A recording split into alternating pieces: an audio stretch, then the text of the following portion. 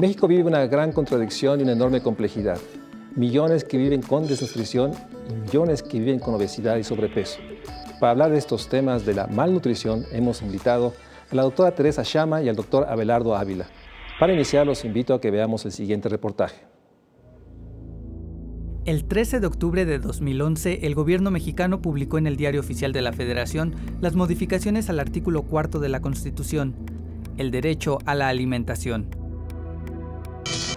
El reconocimiento de este derecho fue considerado un logro para los ciudadanos. Sin embargo, en los hechos, su cumplimiento pleno, así como la garantía de la seguridad alimentaria para todos los mexicanos, enfrenta grandes retos y rezagos. Entre 2005 y 2010, la Secretaría de Salud registró poco más de 800,000 casos de desnutrición leve, un promedio de 138,000 personas al año. En segundo lugar se encuentran los casos de desnutrición moderada, de los cuales la dependencia contabiliza más de 150,000 casos.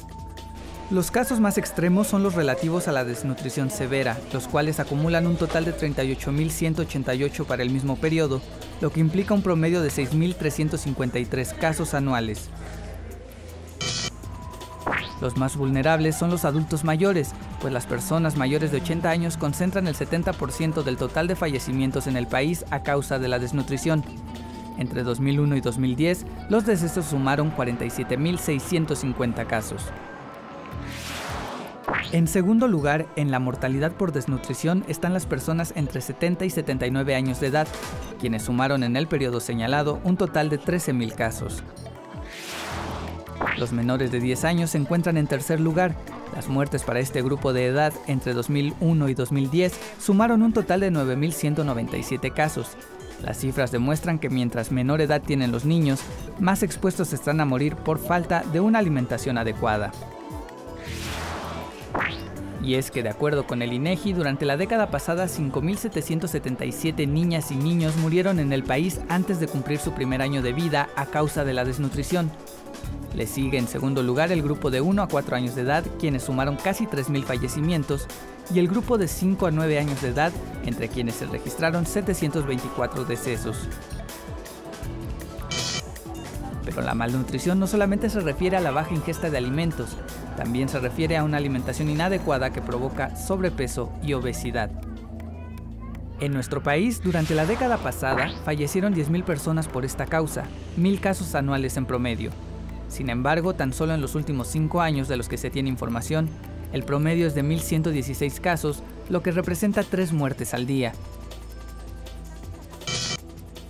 El grupo de edad que va de 45 a 60 años concentra la mayoría de las muertes por esta causa, con casi el 30% de los casos. La obesidad infantil también es un factor de riesgo. México está considerado como uno de los 5 países con mayor proporción de niñas y niños con sobrepeso u obesidad. Muestra de ello es que en los últimos 5 años han fallecido 66 menores de 19 años por obesidad severa. Además, en los últimos 3 años se han registrado también, por primera vez en nuestra historia reciente, 3 casos de muertes de niños menores de 1 año por obesidad mórbida e hiperalimentación, lo cual debe encender las señales de alarma ante este grave problema de salud pública. Garantizar el acceso a la alimentación debe ser algo más que buenas intenciones. No basta con poner alimentos a disposición de los ciudadanos, debe planearse una nueva política de seguridad alimentaria que garantice a todos el acceso a una nutrición adecuada, inocua y con oportunidad. Nuevamente estamos ante un derecho que no se cumple, el derecho a la alimentación. Un país que se alimenta mal y que sin duda tiene expresiones duras en la malnutrición, desnutrición, obesidad y sobrepeso. De eso se trata el programa de México Social. Por eso quisiera preguntarte, la doctora Teresa Chama, ¿cuál es la situación en México? ¿Sí tenemos un problema de mala alimentación? Bueno, en realidad el problema de la mala nutrición tiene que ver en su fundamento con el acceso a la alimentación, aunque es multicausal y hay cuestiones estructurales. Pero sí contamos con un problema de mala alimentación que ha crecido enormemente en las últimas décadas, sobre todo en la última década, y esto se traduce en, por un lado, la desnutrición, como lo veíamos en el reportaje, que gran parte de los que mueren por desnutrición quizás no es la causa primaria. Sin embargo, hay muchos niños que están padeciendo desnutrición. Por ejemplo, en nuestro país, los últimos datos hablan de 1,5 millones de niños menores de 5 años con retardo en crecimiento, que es una forma en que se puede manifestar la desnutrición. Y por otro lado, empieza el problema del sobrepeso y la obesidad, que sí tiene que ver con el acceso a los alimentos, la disponibilidad de alimentos, que si nos vamos a las causas, tienen que ver desde la producción de alimentos y hacia qué se tiene acceso, ¿no? Que esto acaba en el consumo. Si nuestra población está teniendo, y los hogares mexicanos, en donde están viviendo niños desnutridos, con padres obesos quizás, en el mismo hogar se tiene acceso a alimentos en el cual son densos en energía, altos en su contenido en sodio, bajos en micronutrientes, alimentos procesados y cada vez más menos acceso a alimentos naturales, que esto está siendo la causa básica y el acceso es permanente a alimentos, por llamarlos así, alimentos chatarra. Entonces sí es un problema de mala alimentación, la mala nutrición. En ese sentido, Abelardo, la mala nutrición que se está viviendo en el país también tiene expresiones geográficas diferentes. Por supuesto. Se expresa de una manera disímbola. ¿Podrías tú señalar algunas entidades donde se expresa con mayor intensidad? Claro. México está dividido en 3 Méxicos muy diferenciados, ¿no? El norte, el centro y el sur. El sur, en donde se concentran la mayor población indígena, es el que padece las mayores tasas de desnutrición. Y también en las otras zonas donde hay población indígena, que son más en enclaves, en regiones más acotadas. Por desgracia, la población indígena del país ha sufrido ancestralmente el problema de la desnutrición, la insuficiencia en el acceso a la alimentación suficiente, de muy mala calidad, muy contaminada, muy productora de infecciones, de enfermedades. Y este complejo de infección, desnutrición, se expresa todavía en altos índices de mortalidad, que lo que vimos en el reportaje es la mortalidad reportada en los sistemas de salud. Pero eso es solamente una parte mínima, es el pico del iceberg, lo que se ve. Es mucho más grave. Es mucho más grave. Muchas de las muertes ni siquiera se llegan a registrar. Tenemos en estas comunidades, por ejemplo, estamos en la montaña de Guerrero, 80-90% de subregistro de mortalidad infantil. En Chiapas también, algo similar. Entonces es un problema muy importante. Y además es población que migra, no permanece. Entonces, en las otras zonas también empieza a trasladarse los problemas de desnutrición y rápidamente se complican con el otro polo, que afecta más al centro y al norte del país, que son la mala nutrición, podríamos llamarle mixta, ¿no? En alguna etapa de la vida desnutrición, en la otra sobrealimentación, pero sobre todo a expensas de alimentos que están muy desequilibrados, tienen una alta densidad de energía, de grasas, de calorías vacías, que tiene muchos conservadores, altos contenidos de sodio. Somos el principal consumidor de refresco a nivel mundial. Y todo esto daña de manera importante a la salud. No solamente es el sobrepeso y la obesidad como causa de muerte, es decir, podemos tener unos miles de muertos directamente por obesidad, pero tenemos 200,000 muertes anuales por enfermedades asociadas al sobrepeso y a la obesidad, como la diabetes básicamente, la hipertensión, los infartos. Hemos visto crecer muchos tumores malignos que antes eran raros y que ahora sabemos que claramente están asociados al sobrepeso y obesidad. El cáncer de hígado, por ejemplo, el cáncer de páncreas, cáncer de tubo digestivo en general, pero también cáncer de mama y cáncer de próstata están asociados. Hay un mayor riesgo por este tipo de alimentación y por el sobrepeso y la obesidad en sí mismo. Pero entonces, Tere, tenemos un problema muy complejo. No es un asunto solo de no disponibilidad de alimentos o simplemente de acceso a alimentos, digamos, no los más deseables. Tenemos un asunto de una cultura, de una manera de comer asociado a otros factores. ¿Qué otros factores inciden en esta consecuencia de la desnutrición? Pues yo creo que lo que ha pasado es que hemos dejado crecer la penetración de patrones de alimentación que no era nuestra alimentación, nuestra cultura mexicana. La cultura mexicana se basaba en el frijol. Ahora cada vez menos se consume frijol por la disponibilidad del frijol en cuanto a precio. El acceso se ve limitado por esto. No hay precio de garantía del frijol. Lo que son los quelites, amaranto, el nopal, y lo hemos sustituido. Entonces tiene que ver con una cuestión del ambiente, que está la parte de alimentación, que es una parte fundamental, y bueno, esta disponibilidad de todos los alimentos comerciales, ¿no? Y por otro lado podemos hablar de todo el sedentarismo, los estilos de vida sedentarios, los tiempos de ver televisión. Ahora cada vez más nuestra población se acerca más a estos estilos de todo mecanizado, por un lado. La otra parte, la cuestión del urbanismo, que nuestras ciudades están hechas para que la gente ande en vehículos, no tenemos banquetas para circular, todo está roto. La parte de la seguridad, que se asocia con los patrones de actividad física. Entonces, es un complejo en el cual la alimentación juega un papel fundamental por la disponibilidad en el hogar. Y bueno, mucho se ha adjudicado también a que la mujer ahora trabajamos y que era la responsable de la alimentación, pero no tiene que ver solo con esto, ¿no? Sino cómo se acerca a los alimentos y a los patrones de consumo. Toda la publicidad dirigida a los niños piden esos alimentos y son de fácil acceso para las mujeres comprarles estos paquetitos, etcétera, ¿no? Entonces, es un fenómeno complejo que va desde los niños. Hemos visto cómo ha crecido, y si me lo permites, quisiera darte una numeralia de lo que son exactamente entre 99, 2006 y 2012, nada más hablando de obesidad. En nuestro país teníamos, en total en la población, teníamos cerca de 10 millones de gente con obesidad. En 2006 ya estamos hablando de 15 millones, y para el 2012 estamos hablando de 18 millones, cercano a 18, pura obesidad sin sobrepeso. Entonces, es este acceso a los alimentos, pero con todo el complejo del ambiente que no nos permite que la gente deje de ser obesa. Cada vez más obesos estamos produciendo. Vamos a un corte, regresamos, estamos hablando sobre obesidad, sobrepeso, desnutrición, la enorme complejidad que esto implica para nuestro país y el enorme reto en términos de salud. Vamos a un corte y regresamos.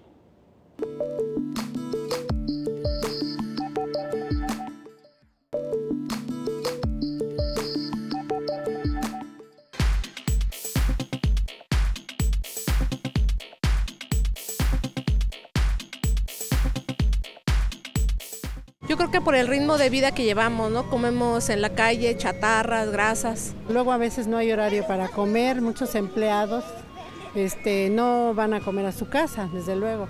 Entonces comen lo que encuentran, taquitos y todo eso. Yo tengo entendido que por dos factores. Uno no es tanto por los malos hábitos, sino porque se ha dicho que los alimentos transgénicos que están cultivando pues ilegalmente, sobre todo en leguminosas y cereales, han afectado a la población de México como la habían afectado y la siguen afectando a la población de los Estados Unidos. Pues porque comemos muchas cosas que no son saludables, muchas garnachitas, tacos, tortas, cosas que no nutren, pero sí suben de peso. Hemos seguido otras culturas que nada tienen que ver con nosotros, sobre todo la comida chatarra, todo ese tipo de cosas que viene del país de aquí del norte, ¿no? No hay una cultura de ejercicio, de realizar alguna actividad, y la mayor parte de la gente no conoce las enfermedades que esto atrae. Entonces, si tuviéramos una muy buena cultura de educación física y de alimentación, de tener combinadas ciertos alimentos, podemos llegar a disminuir un sobrepeso y tener mejor actividad física para evitar posibles riesgos en enfermedades. Pero aquí en México pues ha sido uno de los países en primer lugar en obesidad, pero es por una falta de cultura del bien comer. Afortunadamente somos uno de los países que tenemos una variedad rica en alimentos, pero no lo sabemos combinar, a pesar de que nuestra gastronomía es muy buena. La población que entrevistamos nos dice que hay problemas de cultura, de disponibilidad, pero por otra parte creo que también hay un enorme desconocimiento de las consecuencias que tiene, sobre todo si hay una mala nutrición en los niños y en los jóvenes. ¿Qué implica esta inercia que parece que el país está viviendo con una intensidad que lo lleva a un asunto de un riesgo mayor para el presente y para el futuro de nuestro país. Claro, somos un país muy consciente de los problemas de la desnutrición porque las epidemias y las muertes, los niños muertos por desnutrición en el pasado eran abundantísimos, ¿no? Tan solo en 1974 murieron cerca de 150,000 niños por causas asociadas a la desnutrición en México. Y históricamente las epidemias de sarampión asolaban y devastaban a la población infantil. La muerte por desnutrición dejó una huella de conciencia y la imagen del niño gordito, como el niño sano, como el niño bien nutrido, se consolidó en el imaginario popular, ¿no? Había que celebrar que el niño estuviera gordito y había que temer si el niño estaba desnutrido, sobre todo por una cuestión de sobrevivencia y de mortalidad. Las cosas han cambiado y han cambiado radicalmente en los últimos 20, 30 años, ¿no? Hemos cambiado el patrón de alimentación, dejamos quebrar el sistema alimentario mexicano, que era un sistema sabio en cuanto a consumir alimentos de poco procesados, casi directamente de la tierra, con una mínima de transformación, con un mínimo de transformación, y que eran los alimentos adecuados para nuestra salud. Había mucha escasez, pero esa escasez se manejó con la abundancia de los alimentos chatarra, que son alimentos industrializados, con alto contenido en azúcares, en cereales, en harinas refinadas, donde el volumen de venta es 1 millón de millones de pesos, de los cuales quizá el 20% se dedican a actividades de mercadotecnia para inducir el consumo de la población de este tipo de alimentos. Eso, acumulado en 30 años, ha cambiado radicalmente nuestra forma de alimentarnos, siempre asociado por la mercadotecnia a bienestar, a placer, a alegría, a disfrute. Y lo que nos ha ocasionado es la más grave epidemia de obesidad que se tenga registrada en el mundo y con las consecuencias más graves posibles. Porque a diferencia de Estados Unidos, donde es la obesidad en adultos que fueron niños obesos o niños bien nutridos, en México el 70% de nuestros adultos fueron niños desnutridos, de esa desnutrición que estábamos hablando en el pasado. Entonces, la obesidad del adulto obeso, que fue niño desnutrido y que programó su organismo, su metabolismo para la desnutrición. Y no puede manejar la obesidad, y esto es lo que se conoce como síndrome metabólico. Es un desorden metabólico tremendo que nos conduce precozmente a daños a la salud, ¿no? Probablemente tengamos 15 millones de diabéticos, de la cual la mitad no sabe que es diabético. Tenemos 200,000 mexicanos que ya requieren diálisis por el daño renal, fundamentalmente por la diabetes y la hipertensión. La mitad de ellos no sabe que tiene el daño renal y que debería de estar ya recibiendo asistencia por diálisis para evitar daños mayores. Y si lo supiera, tampoco hay la capacidad del sistema de salud para atenderlos. La diálisis se tuvo que sacar por causas económicas del catálogo del Seguro Popular. Entonces, estamos una fractura de políticas públicas, una fractura de sistema alimentario. Nuestra población rural, que es la que debería producir alimentos y debería de estar en un sistema económico saludable de producir alimentos para todo el país, está sufriendo la desnutrición, no se está alimentando el país, no hay un abasto de alimentos saludables. En cambio, hay una oferta excesiva de este tipo de alimentos chatarra que están dañando la salud. Y el daño en la magnitud, por el lado que le busquemos, por el lado de años de vida saludables, por el lado de costos de enfermedad, de incapacidad laboral, de las pensiones, por el lado que le busquemos, nos conduce, cualquier escenario que proyectemos, que lo metamos a un simulador exclusivamente numérico, y encontramos una catástrofe en un plazo tan corto como 2 décadas. Anunciado. Abelardo habla ya de política pública.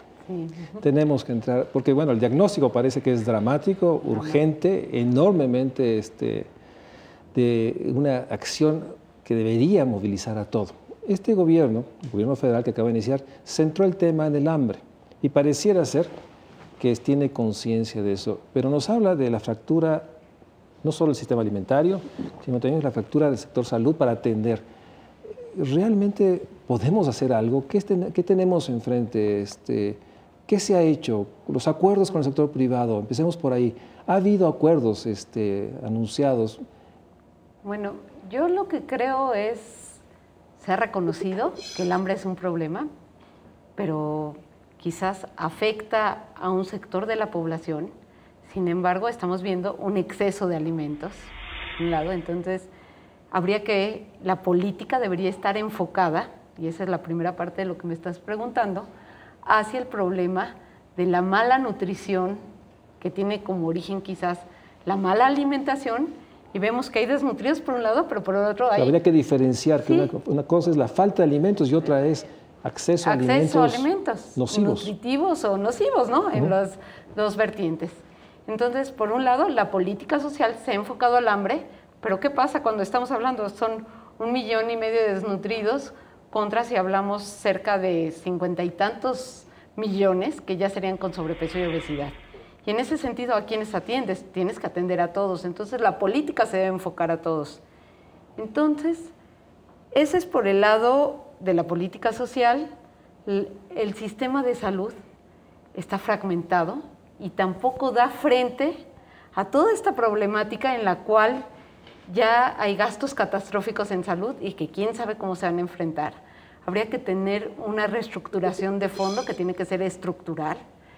Y por el lado de las acciones que han emprendido el gobierno con las firmas a convenios con empresas o industrias privadas, no le veo yo, de manera personal, cuál es el objeto de esto, ¿no?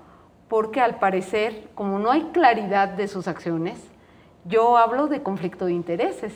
En ese sentido, podemos hablar de que recién, hace una semana, el gobierno del Distrito Federal firma un acuerdo con una empresa refresquera y aparte la reconoce como socialmente responsable para erradicación de la obesidad. Y también el gobierno federal ha firmado acuerdos con otras industrias alimentarias en las cuales hay conflicto de intereses al no existir una claridad, porque si existiera claridad, sería un fideicomiso de todas las industrias o las empresas y se utilizarían para solucionar el problema si realmente podría ser el hambre, la mala alimentación, la desnutrición, la obesidad, y con políticas que vayan desde el fondo. Tenemos que ir desde la producción de alimentos, poder fortalecer la política agraria, el campo mexicano, desde ahí el tener el acceso, ir a cuestiones de educación. La parte de la Secretaría de Educación tiene que fortalecer sus vínculos, con el sector salud, con la Secretaría de Desarrollo Social, porque es una cuestión intersecretarial, ¿sí? Entonces, cuando es intersectorial y todos tienen la voluntad, tienen que mostrar esta voluntad sin tener cuestiones de conflictos de intereses, como nos los hacen parecer ver la industria alimentaria en este momento que firma estos acuerdos. Han tocado ambos el tema de los refrescos, que tiene que ver con el tema de acceso al agua, que finalmente es unos elementos vitales. Pues, la realidad es que somos el país, lo dijiste, que consumimos en términos per cápita más litros de refresco en el mundo, creo.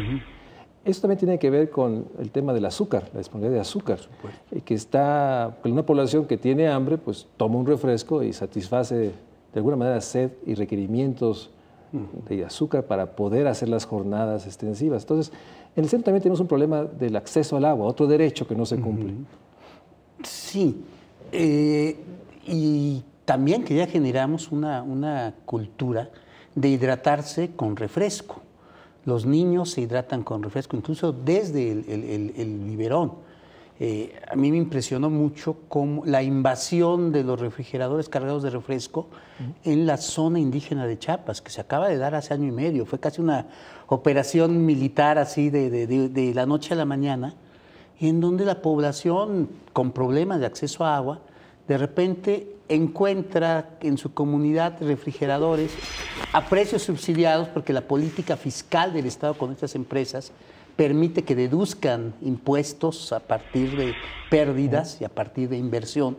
Entonces, esta invasión que es catastrófica porque está metiendo refresco en biberón de niños está haciendo obesa a una población desnutrida, ¿no? que ya vimos que es lo peor que puede hacer que un desnutrido se vuelva obeso, y está financiada en buena parte con deducción fiscal, ¿no? O sea, no le cuesta a las empresas, y ya se crea toda la costumbre de hidratarse con agua, y digo con refresco en lugar de agua, y no hay acceso al agua. O sea, se complementa la omisión del Estado con la permisión de publicidad y de distribución de estos tipos de alimentos y de bebidas en comunidades. Vamos a un corte. Estamos hablando de obesidad, sobrepeso y la desnutrición, fenómenos que están vinculados y que tenemos que enfrentar de una manera conjunta. Vamos a un corte y regresamos para seguir hablando de la mala nutrición.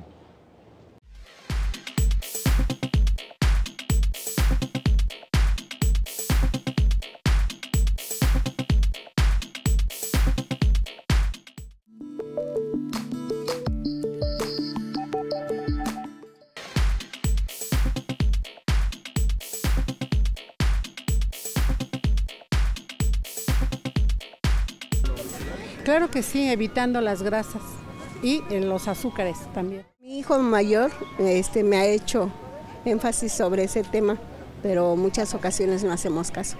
Condicionar bien los alimentos, saber balancearlos y a los chicos darles una orientación sobre todo tipo de alimentos que hacen daño. Hacer deportes, la bicicleta, como antes jugábamos cuando éramos chicos, que ya no lo hacen. Todo eso tenemos que volver a lo de antes porque si no, estamos mal en la alimentación y en todo.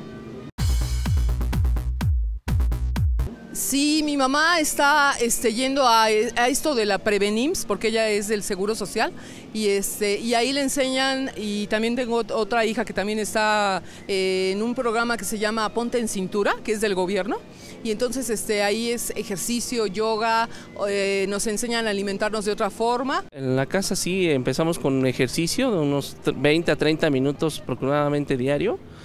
Sabemos que la comida mexicana lleva muchos condimentos, mucha grasa, entonces lamentablemente pues estamos alimentados de lo que es maíz, la tortilla, entonces hay que usar planes para evitar ese sobrepeso.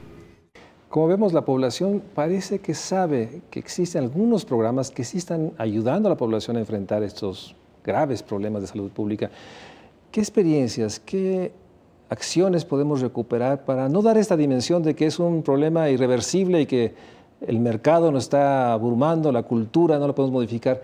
¿Existen experiencias, acciones que puedas recuperar que nos digan que sí hay rutas para salir de esta dimensión de una pandemia llamada obesidad y sobrepeso? Mira, hay experiencias locales, pero quisiera enfocar mi intervención en la parte de lo que ya se ha hecho, pero que queda como acuerdo. En años anteriores, mediante la firme voluntad intersectorial de plantear una estrategia de prevención de la obesidad y el sobrepeso, se plantea el Acuerdo Nacional para la Salud Alimentaria, que es un acuerdo lleno de buenas voluntades, que si tú lo ves en papel y lo lees, te parece que es muy bueno, pero queda como acuerdo. No está legislado y no es por obligación, no está por ley, que ese es el mayor problema que tenemos en nuestro país.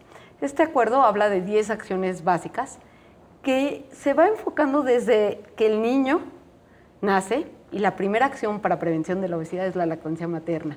Y aquí me detendré brevemente para decirte, en nuestro país se ha disminuido la lactancia materna exclusiva de manera impactante, que la lactancia es protectora contra el sobrepeso y la obesidad, existe evidencia de ello. Entonces, un niño que no ha sido lactado puede ser el futuro obeso, y por otro lado, pues se les da alimentación con biberón, con estas fórmulas lácteas, y no se respeta el código que existe de respeto a la lactancia exclusiva. Eso es lo primero, ¿no? Entonces, el niño recién nacido, que es el primer paso, en lugar de darle lactancia materna, se le promueven leches que contienen azúcar, y ya de ahí para lo que sigue, ¿no? Tiene algunas otras acciones, como el etiquetado frontal de alimentos, que algunos colegas le han llamado la alfabetización, ¿no? Saber leer la etiqueta. Y recientemente leía, son tan buenos la gente que se dedica a la industria y sabe vender los alimentos, que esta etiqueta te vienen, ahora sí, léalo de las letritas chiquitas, ¿no? Que eso pues nadie lo leemos. Y bueno, es imposible leerlo, pero por otro lado, entender que viene en una etiqueta. Te viene por 100 gramos de alimentos, pero a lo mejor traes 2 porciones y media o 3, que esto viene en letrita chiquita. Los colores no te lo permiten ver, ¿no? Entonces, y hay una gran gama de alimentos similares, entonces, bueno, este es otro, ¿no? El etiquetado. Por otro lado, la promoción de activación física, que va desde el ejercicio, pero ahora sí gratuito, ¿no? Entonces, si nos podemos ir a nuestros parques a correr, pero que no te van a asaltar, tiene que ver con esto, porque ahora accedemos sí a los gimnasios que tenemos que pagar. Tiene que ver con reducción de sal, que se hacen algunas estrategias simbólicas como quitar la sal de los restaurantes. Y todo el mundo, los que están acostumbrados a echarle sal a los alimentos, lo primero que hacen es pedir el salero. Tiene que haber una política como tal. Bueno, y el acuerdo tiene algunas otras cuestiones, también lo de los refrescos, etcétera. Pero otra estrategia, la cual no quisiera perder la oportunidad de hablar, fue el establecimiento de los lineamientos para la venta de alimentos y bebidas en las escuelas. Somos uno de los pocos países del mundo en que entra como lineamientos porque no se logra legislar, no es obligatorio. Entonces, como es voluntario, entonces aquí tenemos el problema de que pues muchas de las escuelas se mantienen, por ejemplo, en el Estado de México, una de las industrias grandes de refrescos paga el seguro médico de todos los niños de las escuelas de educación básica. ¿Y cómo sacarlos? Es el cumplimiento de los lineamientos. Nuevamente, conflicto de intereses. Se les permite estar a cambio de algún servicio que no puede garantizar el Estado. Sí, entonces, pues en las escuelas se trata de cumplir. No hay un seguimiento de esto, independientemente de que el sexenio haya cambiado. Entonces, y no se legisla como en otros países, como en Chile, como en Brasil, en Costa Rica, o sea, en donde hay experiencias que aquí somos muy buenos técnicamente. Bueno, quiero decir que somos muy buenos, porque vienen y nos piden asesoría, sin embargo, logran llegar a cabildearlo y a legislarlo, y los propios legisladores están afuera de sus congresos haciendo huelgas de hambre para que esto se cumpla, y aquí no lo logramos, ¿no? Eso es por otro lado. Y otra de las estrategias que te quiero hablar, que deberíamos de vincularnos a esto, es el código, es esta ley de la publicidad dirigida a niños, es voluntaria. Y en esta ley, como es voluntaria, pues puedo lanzar lo que yo quiera en la publicidad que va dirigida a niños. Entonces, porque es por autorregulación, o sea, todo es por buenas voluntades. Nuevamente el conflicto entre regular el mercado o dejar que el mercado se autorregule. Finalmente parece que hay un conflicto constante ahí de la autoridad que no sabe dónde ponerse, o se pone del lado de que el mercado se autorregule. Sí, este es uno de los mayores problemas que creo que no logramos que llegue a legislarse, ¿no? Entonces, esto es histórico, se trata de tener cierto orden hace algunos años y se lanza esto que te digo, el Acuerdo Nacional de la Seguridad Alimentaria, que todos los sectores están metidos ahí, pero no se logra legislar, ¿no? Y estas otras dos estrategias que te digo que son a nivel global y nacional. Pero tú, Abelardo, has observado este fenómeno y este asunto del autoacuerdo o el acuerdo, ¿se va a resolver con una legislación o existe alguna práctica, alguna experiencia local que tú digas, si es posible garantizar acceso a alimentos sanos, si es posible regular para que se evite este indiscriminado o simplemente es una batalla perdida? Mira, es una batalla perdida mientras el Estado no asuma su responsabilidad. Lo que se puede hacer, lo que se tiene que hacer, lo que se ha hecho en ciertos espacios donde se ha podido hacer, da resultados excelentes, ¿no? Hay experiencias locales donde la misma comunidad se organiza, crea sistemas de alimentación locales. Hay comunidades en la montaña de Guerrero, por ejemplo, que producen, se abastecen, generan cadenas de valor, se organizan para preparar alimentos saludables, expulsan a los alimentos no saludables, hacen toda una promoción, reivindican sus propios valores culturales para fundamentar una alimentación saludable, y los resultados son buenos, pero son pequeños. Llevamos casi 2 años, vamos a cumplir 2 años en los próximos meses, de la elevación al rango constitucional del derecho a la alimentación. No tenemos ley reglamentaria, ¿no? Lo que hay son acuerdos de voluntades pero no existe la base legal para exigir ese derecho y tampoco para justiciar ese derecho. Entonces, en este momento, a pesar de que está reconocido en la Constitución, es como si no existiera. Su defensa puede ser muy débil y tiene que ser casi ante organismos internacionales, porque no existe en el ámbito nacional la posibilidad de defender, de exigir, de justiciar ese derecho. Tenemos casos tremendos que hemos estado documentando de, por ejemplo, en la Mazahua, de médicos del sector salud que le dicen a la mamá que deje morir al niño porque no tiene remedio, porque su desnutrición ya es irreversible. Y los hemos sacado adelante, ¿no? Como parte de programas gubernamentales. Somos, como Instituto de Nutrición, somos parte del gobierno y lo sacamos adelante, pero no hay esa función de Estado. Hay función de instituciones, hay funciones aisladas, ¿no? Tenemos un extraordinario programa que se hizo en 2008 con la capacidad del Estado, por expertos de los Institutos Nacionales de Salud, de cómo enfrentar el problema de la obesidad de manera integral. Se llamaba una política de Estado, ¿no? Ese programa era un programa de combate a la obesidad y a las consecuencias en la salud, donde se hace un análisis profundo y se proponen las acciones que hay que hacer. Se detuvo.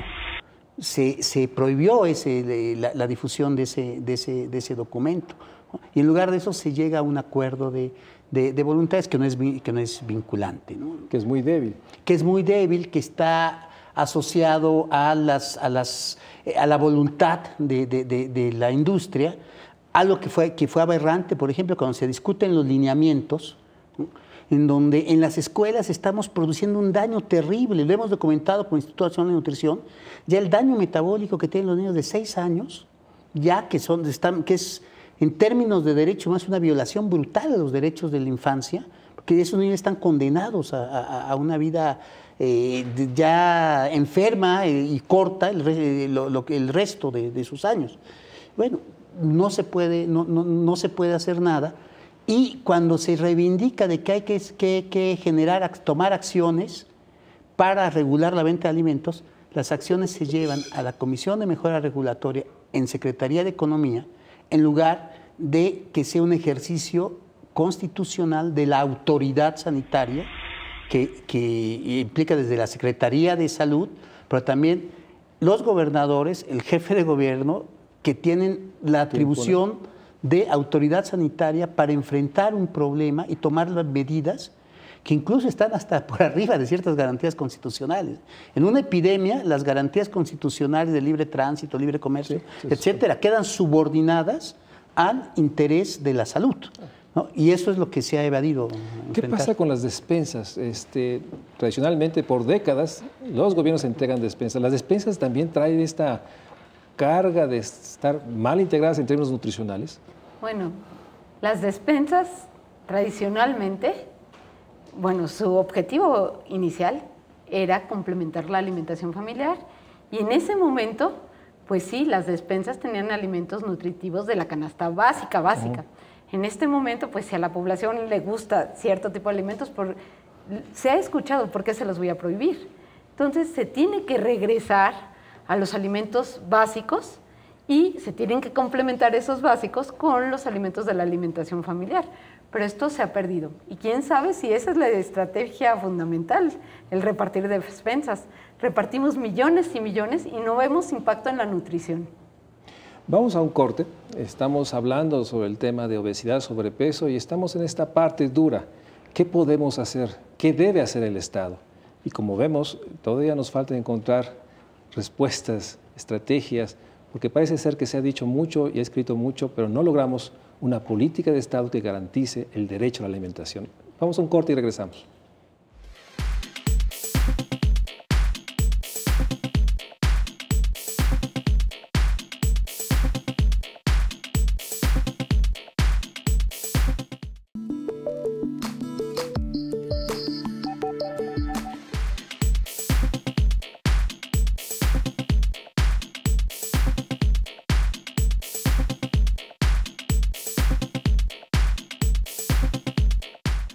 El daño que está viviendo el país por el problema de la mala nutrición parece que es de dimensiones realmente todavía no asumidas plenamente. y exige respuestas rápidas. ¿Este daño puede ser revertido o ya el daño que se ha dado en generaciones que han comido mal, que son desnutridas, obesas, los va a llevar a una vida de enfermedad larga? ¿Es así el futuro o el presente? Pues el presente lamentablemente es así, con daños irreversibles y discapacitantes para la salud, que no solo acaba en que a lo mejor fue obeso, se vuelve diabético, le amputan una pierna, sino para la productividad, este sujeto y varios de los sujetos en nuestro país ya no van a ser productivos. Entonces, es un daño irreversible en la situación actual, el panorama actual. Pero yo creo que sí podemos actuar en nuestros niños. Y ahí, si me permites, Mario Luis, yo sí quisiera mencionar que estamos hablando del problema del sobrepeso y la obesidad, y entonces no hay que olvidarnos de la desnutrición de nuestros niños, que ahí podemos actuar con la cuestión de la alimentación adecuada, con cuestiones de desarrollo para el niño, con un ambiente adecuado que tenemos que gestionar por derecho a nuestros niños y bienestar. Y en ese sentido va desde ahí la gestación, y la gestación tiene que ver con la madre, ¿no? Desde que la mujer está embarazada, que hay que dar mejores condiciones a las mujeres, garantizarles una adecuada nutrición para un producto con buen peso al nacer. Tenemos estadísticas de impresionantes de bajo peso al nacer, que eso conlleva desde desnutrición, sobrepeso y obesidad en el futuro, y todas las causas secundarias a la obesidad, que en la mayoría de los casos acaban en diabetes, en un país en el cual el doctor Ávila hablaba de cerca de 15 millones, yo te puedo decir que yo me voy por esas cifras, pero conocidos son 7 millones, se saben ya diabéticos, y muchos de ellos asociados a hipertensión, ¿no? Entonces, accedemos a los servicios de salud en donde los servicios de salud ya no tienen la capacidad para dar atención a todas las patologías secundarias que hay al sobrepeso y la obesidad, eso es el momento actual, y a los gastos en salud. Eso es impresionante. En esto del acuerdo nacional que te mencionaba en el corte anterior, se hablaba de cerca de 42,000 millones de pesos en gastos en salud como consecuencia del sobrepeso y la obesidad. Estos gastos se han hecho la prospectiva hasta el año 2017 y que van a ser enormes y no hay servicio de salud que lo pueda soportar. Entonces, estamos en un panorama realmente catastrófico en donde el Estado no ha podido hacer frente en el momento actual y que tiene que haber una reestructuración de las políticas de Estado para acceder a una alimentación adecuada por un lado, que ese sería un punto, pero una política global, integral de Estado para atender la salud de la población. Parece que en la ecuación está fortalecer el Estado para que cumpla sus funciones. Tú compartes este diagnóstico, realmente es un tema no solo de salud pública, también es un tema económico. Y es un tema que realmente debería concentrar, más allá del tema de la desnutrición o el hambre, un tema global en términos de una visión de país. Por supuesto. ¿Cuáles serían, digamos, unas recomendaciones a fin de que el Estado recuperara esta capacidad y pudiera, más allá de los acuerdos que nos decía Teresa Chamán? Yo creo que hay que recuperarlo en el lado positivo, no en el lado restrictivo o el lado de confrontación necesariamente con la industria. Hay que regular a la industria, eso es, por supuesto, es un elemento central para bien de la propia industria, no para confrontarla ni para disminuirla. Pero se tiene que ver como una política integral, una política pública de todo el sistema alimentario, basado en ejes de bienestar. O sea, hay que construir bienestar desde los niños, y el primer bienestar es la alimentación adecuada de esos niños, con sistemas de atención, de inteligencia epidemiológica que nos permita garantizar el pleno desarrollo, el desarrollo saludable de nuestros niños. Tenemos un sistema de vigilancia epidemiológica malísimo. Por ejemplo, el DIF se negó a hacer el Censo Nacional de Talla, rompiendo una serie histórica que teníamos ya con información valiosísima, y simplemente se renuncia a hacerlo, algo que es además extraordinariamente barato, económico, participativo y que da mucha información. Entonces, hemos renunciado a establecer un sistema de bienestar, de garantía de bienestar, desde la producción, que sea ecológicamente sustentable, con alimentos saludables, en donde se pueda garantizar la salud de la población desde sus bases, como bienestar, articulado al sistema educativo, es decir, no convertir la escuela en la fábrica de obesos, sino en la fábrica de la buena nutrición, la oportunidad de los sistemas de horario ampliado y de escuelas de tiempo completo, por ejemplo, para establecer no allí población cautiva de consumidores de chatarra, sino sistemas de alimentación adecuados, información a la población. Urge hacer una buena ley reglamentaria del derecho a la alimentación, el artículo 4, ¿no? Urge activar el campo, que ahí está mucho del problema, pero también mucho de la solución. Reconocer que se debe de llevar la toma de decisiones con base en bienestar y no con base en la utilidad inmediata, que es costosísima, ¿no? Muchas de las acciones que se están tratando de acordar con la empresa, pues es el paraíso fiscal para la empresa, ¿no? La empresa le entra para publicitarse, para mejorar imagen, para reducir impuestos, para obtener ventajas económicas. Bueno, la mejor ventaja económica es que hay una población sana, productiva, que esté generando riqueza y bienestar en un proyecto de nación, en una economía que nos lleve a otros niveles de desarrollo. En el camino que vamos ya creamos un problema de seguridad nacional brutal. ¿Así lo llamarías? ¿Un problema de seguridad nacional? Absolutamente, porque está comprometida la viabilidad del país en dos sentidos. Uno, en el daño que ya tiene la fuerza productiva, y la fuerza productiva que debe de acceder al bono demográfico, o sea, quemamos nuestra fuerza productiva del bono demográfico, que es lo peor que podíamos hacer, ¿no? En lugar de generar un mercado interno saludable de consumo de productos y bienes producidos para el bienestar, nos metimos en una situación de gasto para conservar una salud precaria, dañada, y que solo obtiene acceso una mínima parte de la población a eso. Y con escalas de financiamiento, estamos hablando de 200,000 millones de pesos de gasto nada más para tratar paliativamente estas enfermedades, como lo que va a requerir el sector salud dentro de 10 años. Entonces, hemos realmente generado un problema mayúsculo y afortunadamente, y eso es lo que podemos ser optimistas, creo que ya al menos en el Estado ya hay conciencia. ¿Sí has percibido que hay preocupación adentro de los funcionarios? El campo de administración permite una nueva visión, que se trabajó desde la fase de transición. Y hay en este momento quienes están encargándose del plan para combate al sobrepeso y a la obesidad. Uno, parten ya de un análisis objetivo, no de un análisis ingenuo y que hay que... Conocen estas cifras y saben la magnitud del daño. Conocen los mecanismos, conocen lo que hay que hacer, ¿no? Ya ha habido una evaluación de lo que se trató de hacer y no se pudo hacer. Claro. Y hay información fresca, tenemos información de la Encuesta Nacional de Salud, de muchos sistemas de información. Entonces, ya existen los elementos. Lo único preocupante sería la enorme capacidad de cabildeo que están teniendo la industria que se beneficia, ese millón de millones de pesos anuales en ventas de este tipo de alimentos, esa economía alrededor. Bueno, es lo mismo que de la industria de armamentos, ¿no? Esa lógica de decir sí, estamos hablando de esa magnitud y de esos mecanismos de cabildeo, pues para perpetuar una situación que está generando utilidades a ese sector, ¿no? Pues yo creo que existe la capacidad, existe el marco legal, ahí está, no se usó. Se puede usar y se puede perfeccionar, y hay los elementos para perfeccionar, ¿no?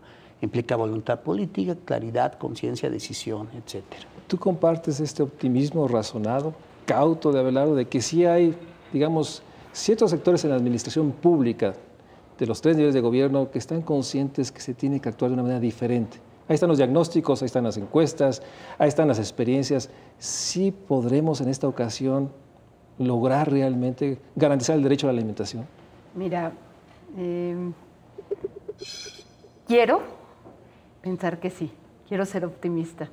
Sin embargo, históricamente y en lo reciente, no se me da la oportunidad a mí de manera personal, que me he dedicado a esto, a pensar que se puede hacer.